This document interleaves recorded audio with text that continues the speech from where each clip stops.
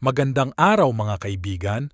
Sa video na ito, pag-uusapan natin kung paano binuo ang isa sa mga pinakatanyag na landmark sa mundo, ang Eiffel Tower.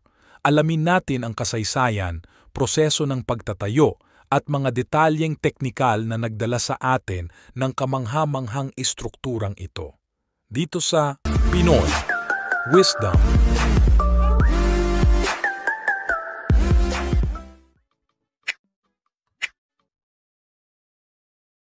Ang Eiffel Tower ay itinayo bilang centerpiece ng 1889 Exposition Universelle sa Paris na nagmarka ng ika-100 anibersaryo ng French Revolution.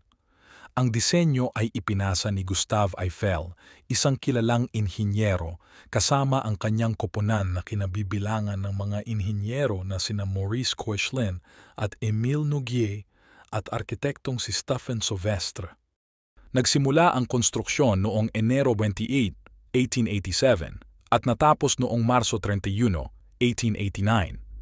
Ang lahat ng 18,000 piraso ng bakal ay precise na ginupit at binuo sa pabrika ni Eiffel sa Levallois-Perret bago dalhin sa site. Ang mga piraso ay pinagsama gamit ang 2.5 milyong rivets, isang teknolohiyang kilala sa kanyang kapanahunan. Ang pundasyon ng tore ay binuo gamit ang mga konkretong block na ilang metro sa ilalim ng lupa na sinusuportahan ng compacted gravel. Ang mga manggagawa ay gumagamit ng mga wooden scaffold at steam cranes na nakamount sa tore mismo. Sa unang antas, gumamit sila ng mga pansamantalang scaffolds na may taas na 30 hanggang 40 metro. Ang sandboxes at hydraulic jacks ay ginamit upang maiayos ang mga metal girders ng may tumpak na eksakto.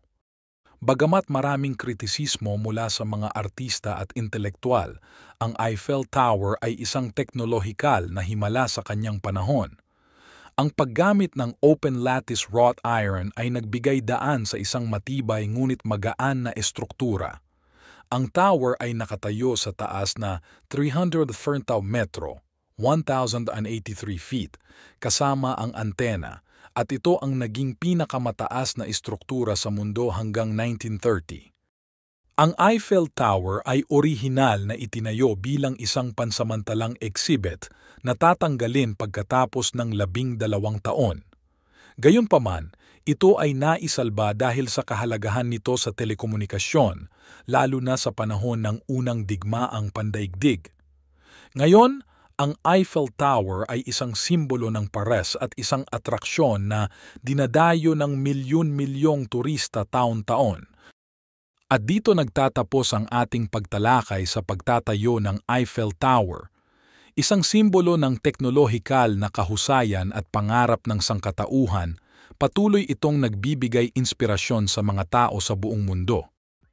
Huwag kalimutang mag-subscribe at i-click ang notification bell para lagi kayong updated sa aming mga bagong videos.